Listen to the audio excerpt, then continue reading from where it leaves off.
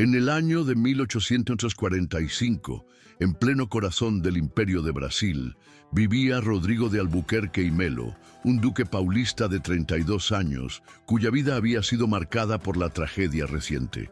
3 meses antes, su esposa Carolina falleció dando a luz a su segundo hijo, quien tampoco sobrevivió.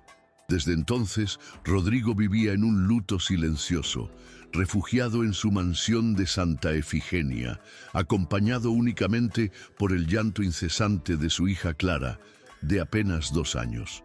El dolor lo había convertido en una sombra del hombre que fue, y la responsabilidad de criar solo a una niña que no dejaba de llorar comenzaba a pesarle como una cruz insostenible. Rodrigo jamás había tenido que ocuparse personalmente de asuntos domésticos.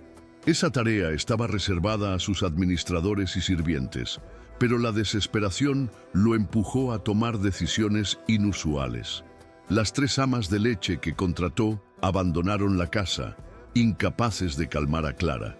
Por eso, una mañana húmeda de septiembre, descendió de su carruaje en el mercado de esclavos de São Paulo. Era un lugar que despreciaba profundamente, pero al que acudía impulsado por la necesidad. Buscaba una mujer joven, fuerte y con experiencia en el cuidado de niños. Nada más. Fue allí donde la vio por primera vez. Isadora, sentada entre un grupo de mujeres, destacaba no por su belleza, aunque era evidente, sino por su mirada. No bajaba la cabeza como las demás. Observaba con atención, con inteligencia, como si midiera cada palabra, cada gesto a su alrededor. Cuando el comerciante la presentó, dijo que tenía 24 años, salud fuerte y experiencia cuidando hijos de hacendados en Minas Gerais. Rodrigo la miró directamente a los ojos. Ella sostuvo la mirada. En ese instante, algo cambió. ¿Has cuidado niños que han perdido a su madre?, preguntó Rodrigo. Sí, señor, respondió ella, con una voz suave, pero firme. Y sé cómo sufren, porque el dolor de una pérdida se contagia a todos en la casa. Esas palabras lo desarmaron. Era como leído su alma. Sin pensarlo mucho más, pagó una cifra altísima por ella y se la llevó a su mansión. Solo esperaba que pudiera calmar a Clara, darle algo de consuelo, aunque él mismo ya no creyera en la posibilidad de volver a tener paz. Si esta historia ya tocó tu corazón, imagina lo que está por venir. Comenta abajo qué habrías hecho tú en el lugar de Rodrigo. ¿Te habrías atrevido a mirar más allá de las apariencias? Comparte esta historia con alguien que necesite recordar que la verdad y el amor a veces se esconden donde menos imaginamos. Y no olvides suscribirte para más relatos que transforman el alma. Durante el trayecto de regreso a la mansión, Rodrigo le explicó la situación a Isadora. Su hija Clara no comía bien, no dormía y rechazaba a todo aquel que intentaba acercarse. Ella no dijo mucho, solo escuchó con atención, haciendo preguntas que sorprendieron a Rodrigo por su profundidad. ¿Cómo está usted, señor? ¿Cómo maneja su propio dolor? Esa pregunta, hecha con genuina empatía, lo dejó sin palabras. ¿Desde cuándo una esclava se preocupaba por los sentimientos de su amo? Ya en la mansión, Isadora fue conducida a su cuarto. Era simple pero digno, cerca del de Clara. Cuando se conocieron, la niña se escondió, pero Isadora no forzó nada. Se arrodilló, habló con ternura y comenzó a cantar una melodía africana que Rodrigo no reconoció. Clara dejó de llorar. Se acercó. Por primera vez en semanas, pareció tranquila. Rodrigo observó desde el pasillo, asombrado. ¿Qué clase de magia tenía esa mujer? Pasaron los días y algo increíble comenzó a suceder. Clara sonreía, comía, dormía, buscaba a Isadora por las mañanas y se aferraba a ella con confianza. Rodrigo no comprendía cómo lo lograba, pero más le sorprendía lo que comenzaba a notar en Isadora. Su forma de hablar era pulida, sin acento rural. Sus manos, delicadas. Sus respuestas, filosóficas. Había en ella una educación que no cuadraba con la historia que le contaron al comprarla. Una noche, sin querer, descubrió el secreto. Trabajaba en su despacho cuando oyó voces suaves desde el cuarto de Clara. Se acercó en silencio y vio una escena que le heló la sangre. Isadora le estaba enseñando a leer. Mostraba letras, pronunciaba palabras, guiaba con dulzura los dedos pequeños de la niña. Rodrigo sintió vértigo. Enseñar a leer a una niña negra, aunque fuera su hija, era ilegal. Pero más aún, ¿cómo sabía Isadora leer? Esa noche no pudo dormir. Al día siguiente la llamó a su despacho. Isadora, siempre serena, se sentó frente a él. «Te vi anoche, no me mientas. ¿Quién te enseñó a leer?» Ella bajó la mirada. Por primera vez la vio dudar. «Mi antigua señora me enseñó. Decía que me haría mejor nodriza». Pero Rodrigo no estaba satisfecho. Había algo más. Lo sentía en los gestos, en la forma de expresarse. En cada palabra, Isadora revelaba una mente cultivada. «Isadora», dijo él con firmeza, «te lo preguntaré sin rodeos. ¿Naciste esclava?» El silencio que siguió fue largo. Finalmente, denso. Ella murmuró, «No». Rodrigo sintió como si el mundo se detuviera. «Fui hija de un comerciante portugués y una mujer negra libre. Me secuestraron y destruyeron mis papeles. Me vendieron como esclava porque valía más así». Rodrigo sintió rabia, impotencia. Había comprado una mentira. Pero la mentira no era ella, era el sistema. Isadora relató todo con voz temblorosa, pero sin perder la dignidad. Le habló de su infancia en Ouro Preto, de cómo su padre, un comerciante honesto, la educó con esmero. Le enseñaron a leer, escribir, hablar francés, estudiar música y filosofía. Todo aquello que una mujer blanca de la alta sociedad recibiría, pero que en su caso fue destruido por la codicia de dos hombres. Después de la muerte de su padre, dos hermanos que afirmaban ser acreedores aparecieron en su casa. Cuando ella presentó los documentos que negaban la deuda, la secuestraron. Quemaron su casa, destruyeron sus papeles y la vendieron como esclava. Desde entonces, había vivido en 1909 silencio, fingiendo ignorancia, cuidando hijos de otros mientras su propia identidad era pisoteada. Rodrigo, con el corazón destrozado por lo que acababa de oír, no sabía cómo actuar. No podía seguir tratándola como una sirvienta, pero tampoco sabía cómo devolverle todo lo que le habían robado. «Lo único que pido», dijo Isadora, «es que no me devuelva a ese mercado. Prefiero morir aquí». Rodrigo se levantó y caminó hasta la ventana. La mente le ardía. Estaba atrapado entre dos mundos, el de las leyes que lo obligaban a callar y el de la justicia que gritaba dentro de su pecho. Sabía que ayudarla implicaba perder dinero, reputación y tal vez más, pero también sabía que si no lo hacía, no podría vivir consigo mismo. «No voy a devolverte a nadie», dijo finalmente. «Voy a encontrar una forma de probar tu libertad». En ese momento, algo en los ojos de Isadora se quebró. No era miedo, era esperanza. Si este relato te conmueve tanto como a mí al contarlo, te invito a dejar tu comentario. ¿Qué habrías hecho tú en el lugar de Rodrigo? ¿Te habrías enfrentado al sistema por alguien a quien apenas conocías? Suscríbete para más historias reales y poderosas como esta y compártela con alguien que necesita recordar que aún hay valentía en el mundo. Durante las semanas siguientes, Rodrigo se dedicó a investigar. Envió cartas a Ouro Preto, buscó registros en iglesias, consultó a conocidos de la familia Pereira. Cada pista confirmaba lo que Isadora había dicho. Su historia era real. No solo eso. Los hermanos Silva, responsables del secuestro, eran conocidos por su historial de estafas y deudas. Rodrigo sintió el peso de la verdad. Había comprado a una mujer libre, pero lo que más le inquietaba no era lo legal, sino lo emocional. Cada día que pasaba, sentía por Isadora algo más profundo. Clara ya no era la misma niña retraída de antes. Reía, leía pequeñas frases en voz alta, jugaba. Se aferraba a Isadora como si fuera su segunda madre. Rodrigo observaba esa relación con asombro y gratitud, pero también con un conflicto interno que no lograba nombrar. ¿Era solo admiración lo que sentía por esa mujer, o algo más peligroso y transformador?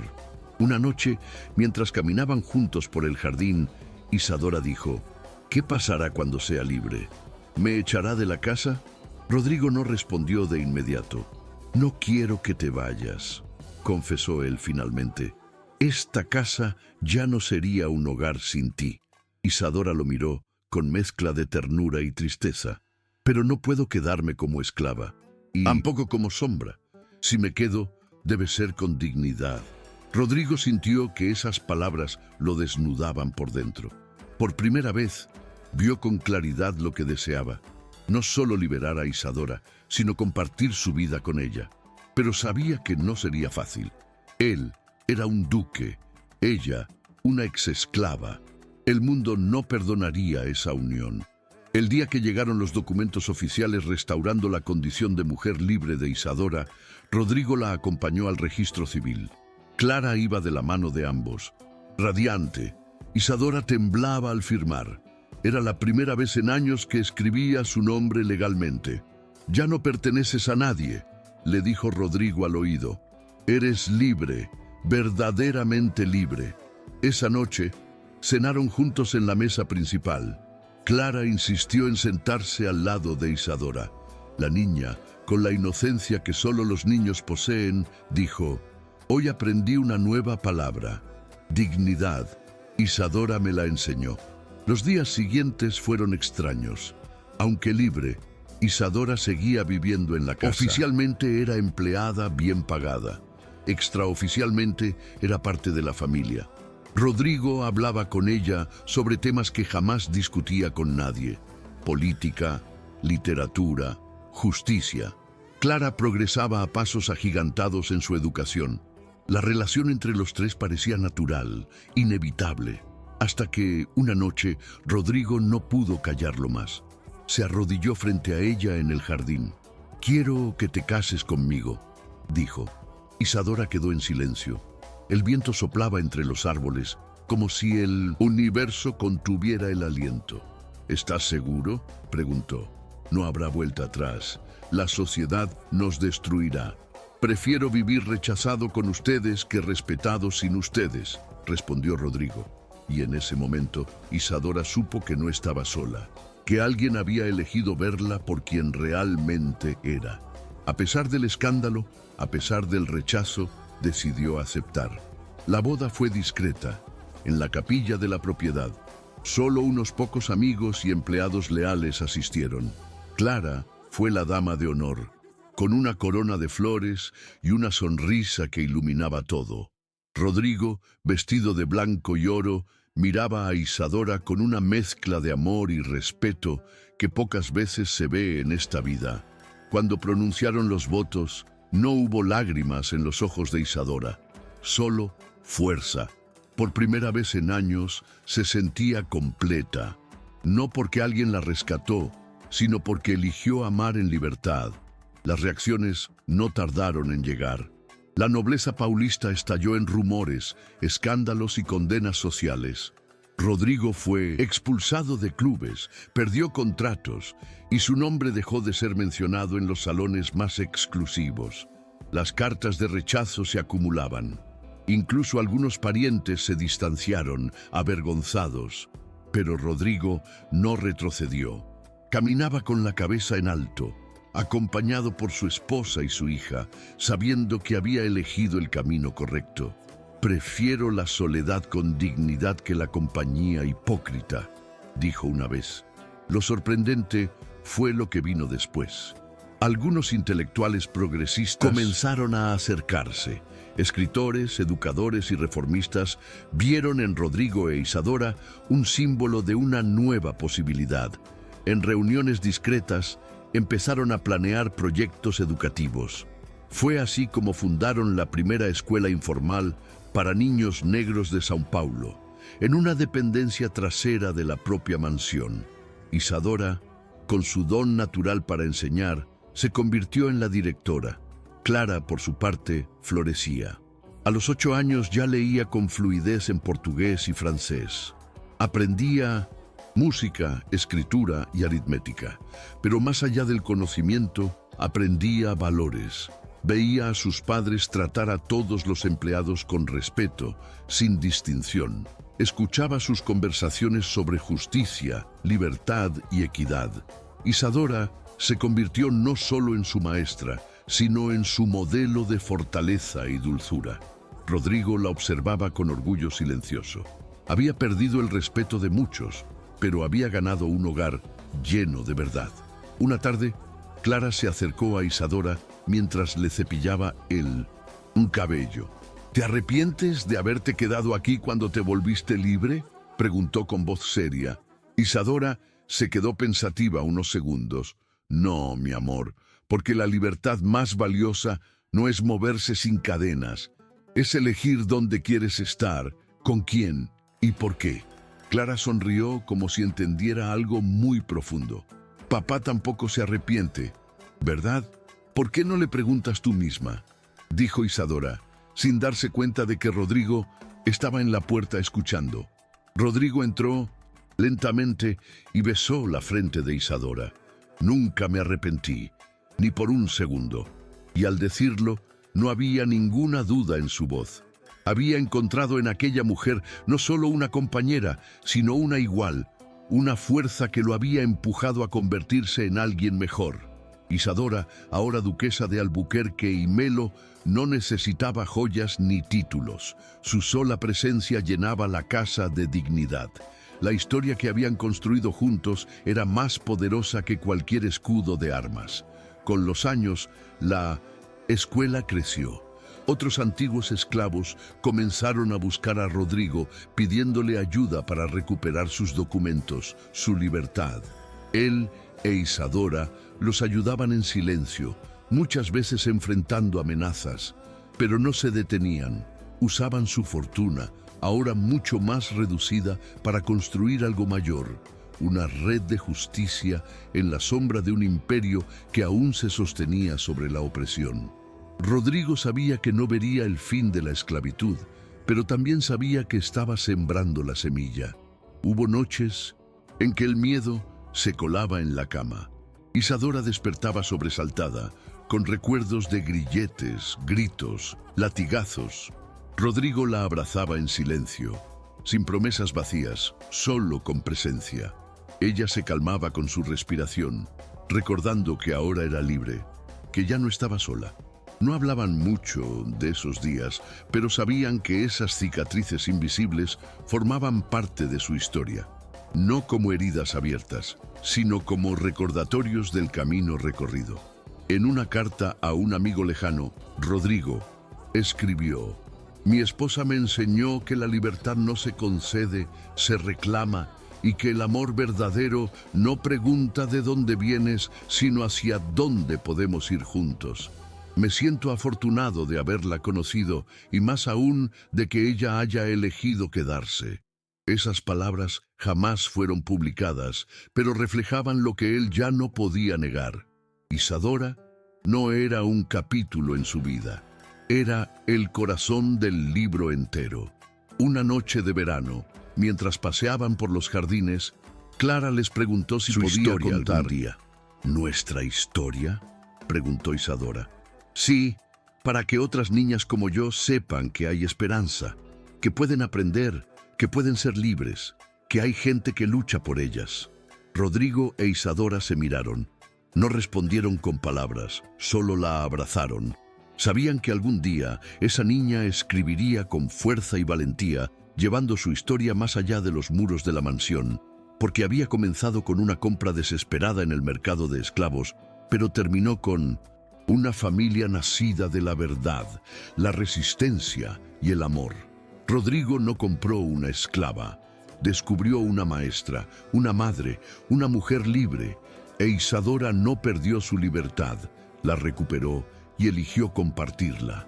Juntos habían demostrado que el amor más poderoso no es el que desafía el mundo por capricho, sino aquel que se levanta contra la injusticia y crea un mundo nuevo desde el interior del hogar.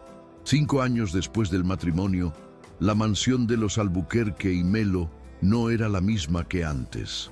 Las paredes seguían siendo altas y los jardines estaban bien cuidados, pero lo más valioso era lo invisible, el ambiente de respeto, el bullicio de niños aprendiendo a leer en distintas lenguas y la sensación constante de que allí se construía algo más grande que una simple herencia nobiliaria.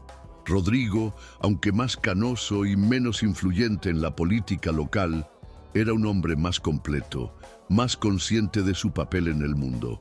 Isadora, por su parte, floreció como educadora.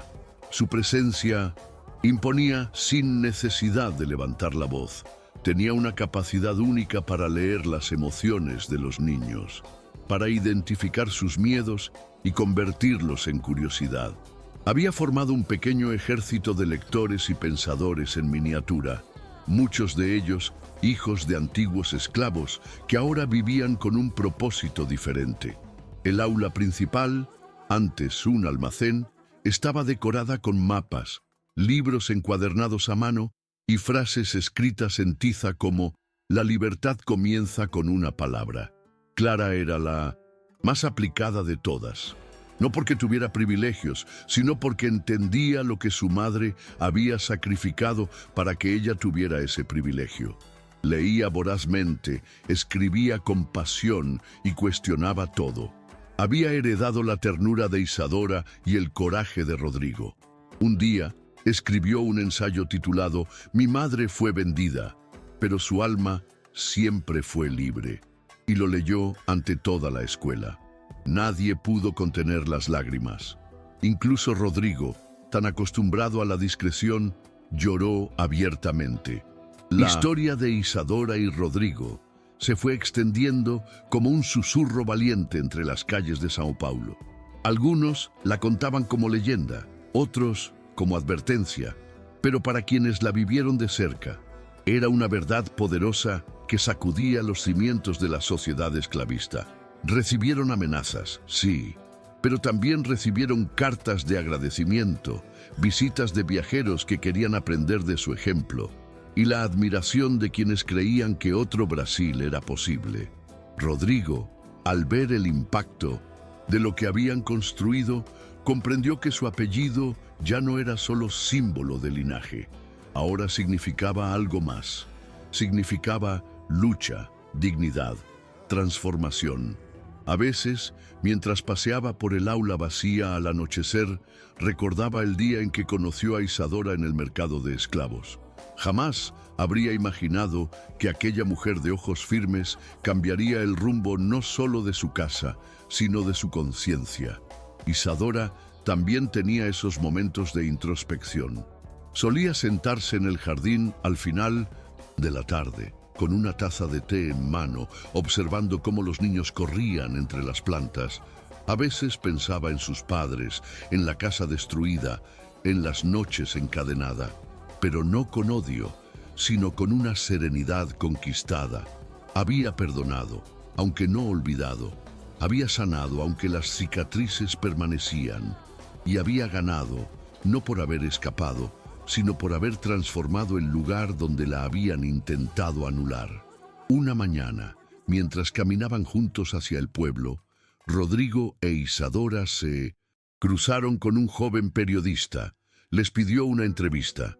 «Quiero contar su historia», dijo, «no como un escándalo, sino como un ejemplo de humanidad».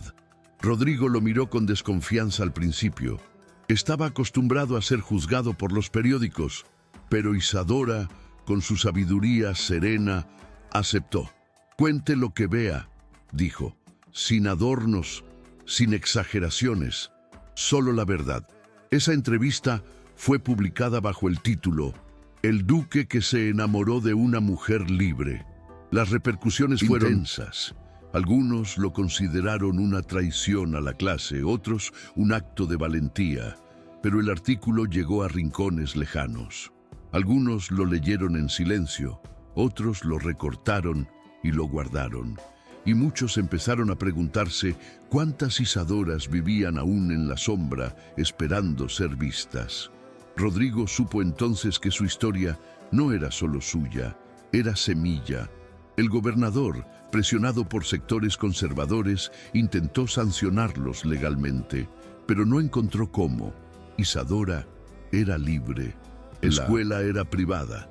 Rodrigo ya no dependía de favores políticos. Vivían al margen del poder, pero en el centro de un nuevo movimiento. Un día, en una reunión clandestina, un joven abogado dijo: «La historia de ustedes nos recuerda que no necesitamos permiso para hacer lo correcto, solo valor». Rodrigo no respondió.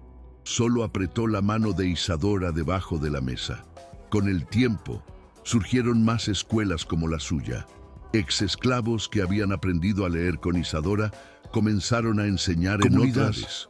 La red de libertad crecía silenciosamente. No eran revolucionarios con armas, sino con libros, con palabras, con historias. Rodrigo e Isadora entendían que no verían el fin de la esclavitud, pero también sabían que el principio de su fin ya había comenzado. Y todo había nacido de una decisión desesperada, que terminó siendo un acto de amor. Una noche, cuando Clara tenía ya 14 años, escribió en su diario algo que más tarde leería en voz alta durante un acto escolar. «Mi madre fue secuestrada, marcada, vendida, silenciada, pero nunca fue vencida. Ella me enseñó que la educación es la libertad que nadie puede encadenar y que amar sin miedo es el acto más valiente de todos». Aquella frase resumía más que la historia de su familia. Era el eco de una verdad que generaciones enteras habían negado y que ahora comenzaba a resonar en nuevas voces. Isadora y Rodrigo envejecieron juntos, no sin dolor, no sin dificultades, pero con la paz de quienes viven alineados con sus principios. Tuvieron momentos de desesperanza, pero también celebraciones inesperadas. Antiguos enemigos que cambiaban de opinión, familias que se atrevían a educar a sus hijas negras, niños que escribían poemas sobre libertad. La transformación no era rápida, pero era real, y ellos la vivían desde adentro, como jardineros pacientes de una tierra que por siglos había estado estéril de justicia. Años después, cuando Rodrigo enfermó de gravedad, Isadora no se separó de su lado ni una sola noche. Clara, ya adulta, regresó a casa para acompañarlos. Las cartas de antiguos alumnos llegaban todos los días. Algunos eran maestros, otros abogados, otros simplemente personas que sabían leer y escribir gracias a ellos.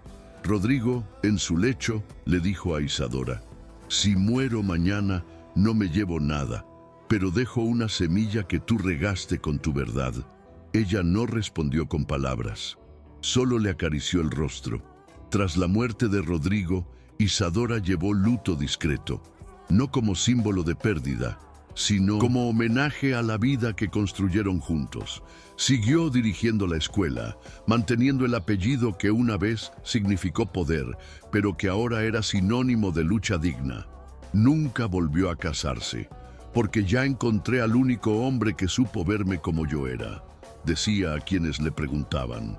Clara continuó el legado, ampliando las escuelas, escribiendo libros, defendiendo leyes de igualdad en un país que aún resistía al cambio.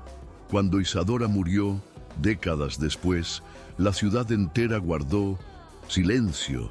No fue una ceremonia oficial, no hubo discursos de políticos, pero sí hubo cientos de personas comunes que caminaron detrás de su ataúd, en silencio, con flores, con libros en la mano, con hijos al hombro. Algunos llevaban carteles que decían «Gracias, Isadora». Otros simplemente lloraban, no por la pérdida, sino por el privilegio de haber vivido en su tiempo. Clara, ya mujer madura, escribió la biografía de su madre, no como una mártir, sino como una combatiente. El libro fue prohibido en varias escuelas, pero circulaba de mano en mano como un tesoro. En él narraba con precisión los días de oscuridad, los años de lucha, los momentos de ternura entre madre e hija y el amor improbable que dio origen a todo. Mi madre no fue rescatada, ella se rescató a sí misma. Mi padre solo tuvo el honor de verla brillar y de decidir caminar junto a esa luz.